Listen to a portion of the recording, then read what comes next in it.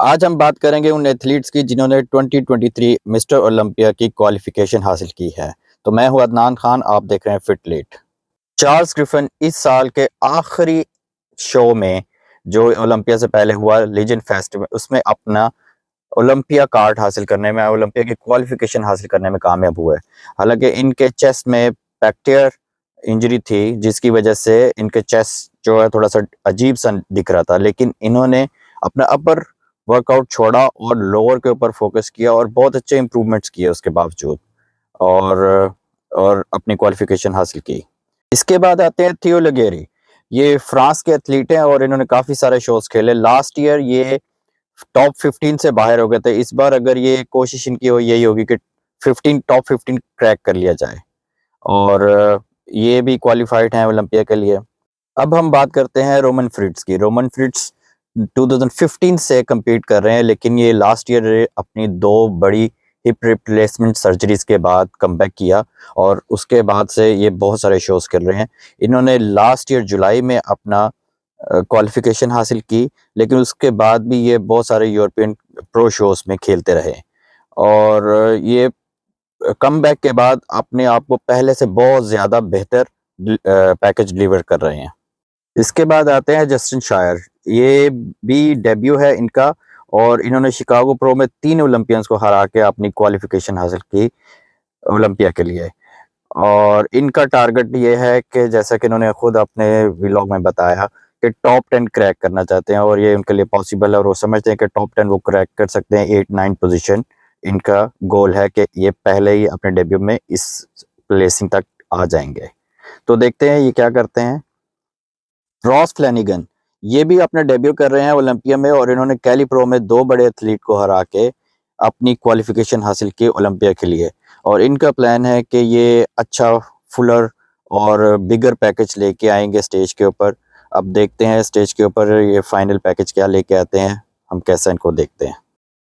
Tony Burton, इन्होंने New York pro में अपना क्वालिफिकेशन हासिल की, और ये अच्छे एथलीट हैं, लेकिन लास्ट ईयर इनके साथ कुछ प्रॉब्लम्स थे जिसकी वजह से ये टॉप 15 से बाहर हो गए थे।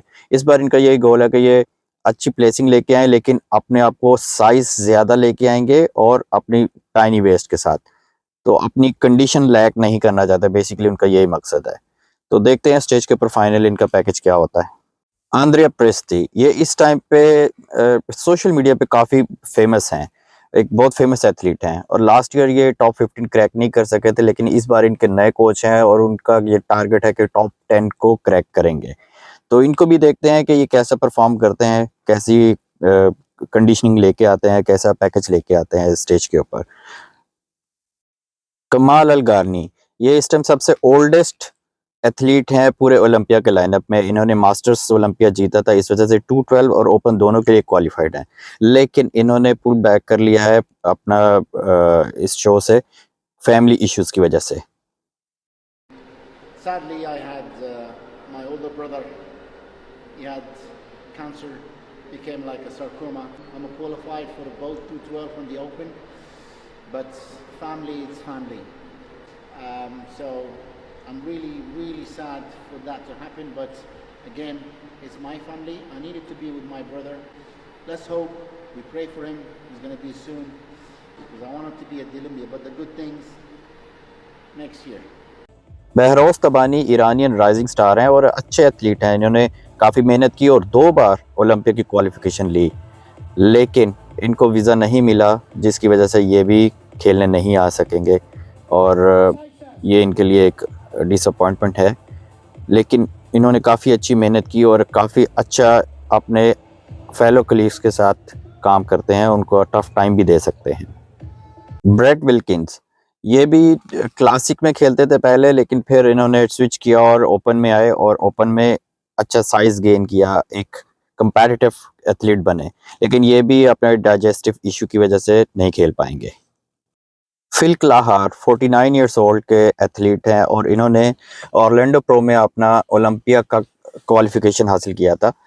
इन्होंने बड़े साल इस दगोदो में गुजारे कि ओलंपिया के स्टेज पे आने के लिए, और आखिरकार ये जीते और इन्होंने हसन मुस्तफ़ा को हराया, और अब ये स्टेज पे दिखेंगे हमें। हसन मुस्तफ़ा एक मैथ मास्टर हैं इजिप्ट से, और ये लास्ट ईयर 13 प्लेसिंग पे आए थे।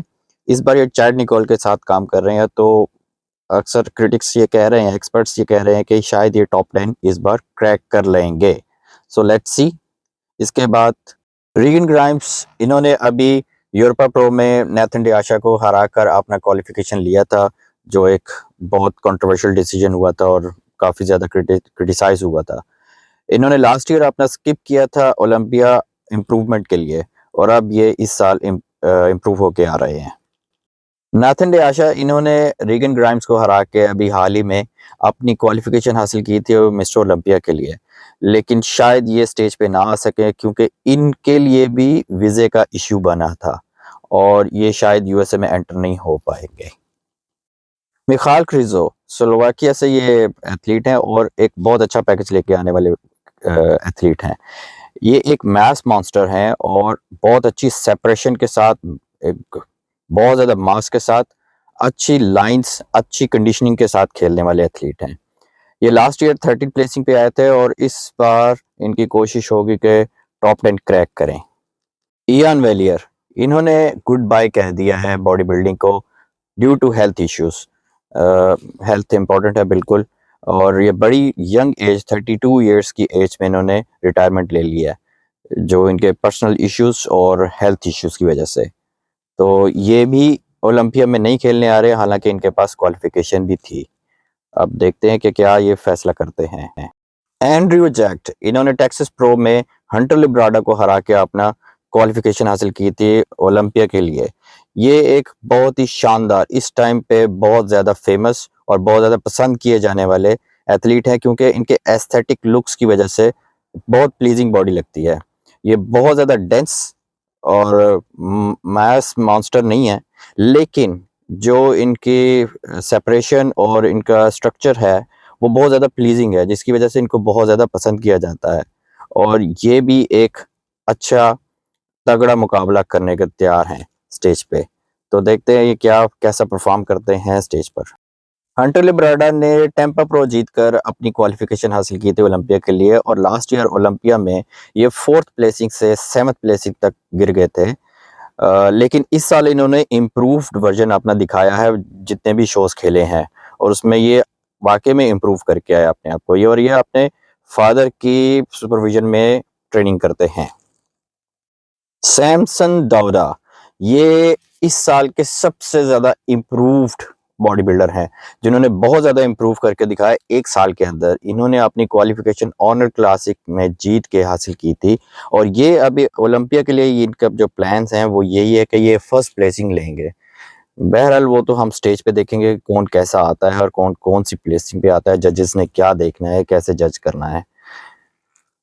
बिग रामी, 2 बार ओलंपिया चैंपियन, ओलंपिया टाइटल जीतने वाले, इस बार ओलंपिया नहीं खेल रहे क्योंकि इनके कुछ मसल्स डैमेज है, जिसके लिए इनकी स्टेम सेल थेरेपी या और ट्रीटमेंट्स चल रहे हैं, जिसकी वजह से इन्होंने ब्रेक लेने का फैसला किया और इस साल ये ब्रेक लेंगे ओलंपिया से, और नेक्स्ट ईयर एक इम्प्रूव्ड वर्जन के साथ वापस आएंगे। तो होपफुली कि ये नेक्स्ट ईयर हमें फिर 2021 और 2020 वाले रामी दिखेंगे। अब आते हैं ब्रेंडन करी। ये ओलंपिया जीतने के बाद से अपनी प्लेसिंग खोते रहे और नीचे जाते रहे, 4th पे आए थे लास्ट टाइम। इस बार ये दावा कर रहे हैं कि ये इस बार अच्छी प्लेसिंग पे आएंगे और टॉप 2 में शायद आ जाएं, लेकिन ये तो स्टेज पे देखेंगे, लेकिन ये भी क्वालिफाइड हैं ओलंपिया के लिए। निक वॉकर, ये अपनी इम्प्रूवमेंट की वजह से 5th से 3rd पे आ गए ओलंपिया में लास्ट ईयर, और सबसे ज़्यादा इम्प्रूव करने की जो कोशिश में है और मेहनत में है, जद्दोजहद में है, वो ये एथलीट लगते हैं। ये हर साल अपने आप को इम्प्रूव करते जा रहे हैं, हालांकि बहुत सारे क्रिटिक्स ये मानते हैं कि ये ओलंपिया नहीं जीत सकते इनके स्ट्रक्चर की वजह से, कि इनका स्ट्रक्चर इतना प्लीजिंग नहीं है, लेकिन ये एक मास मॉन्स्टर हैं और एक हमेशा से टॉप नॉच कंडीशन स्टेज पे लेके आने वाले एथलीट हैं। डेरेक लंसफर्ड, ये वो एथलीट है जिन्होंने लास्ट ईयर अपने डेब्यू में 2nd प्लेसिंग हासिल की और लोगों को शॉक कर दिया। 26 एथलीट को हरा कर, जिसमें फॉर्मर ओलंपिया विनर्स भी थे, 2nd प्लेसिंग हासिल की, और बहुत अच्छे पैकेज के साथ आए। और इनकी बैक के बारे में कहते हैं कि one of the best back in the body building. आज के दौर में इनको 90s के बॉडी बिल्डर से कंपेयर किया जाता है। तो ये भी क्वालिफाइड हैं और इस साल देखते हैं कि ये क्या प्लेसिंग लेके आते हैं। रेनिंग चैंपियन हादी चुपान, ये अपनी कंडीशनिंग के लिए जाने जाते हैं कि हमेशा से आप कुछ भी हो जाए, ये अपनी कंडीशनिंग लैक नहीं करते। कुछ इनके मसल्स हैं जहां पर ये लैक करते हैं, लेकिन कंडीशनिंग के मामले में इन्हें कोई बीट नहीं कर सकता।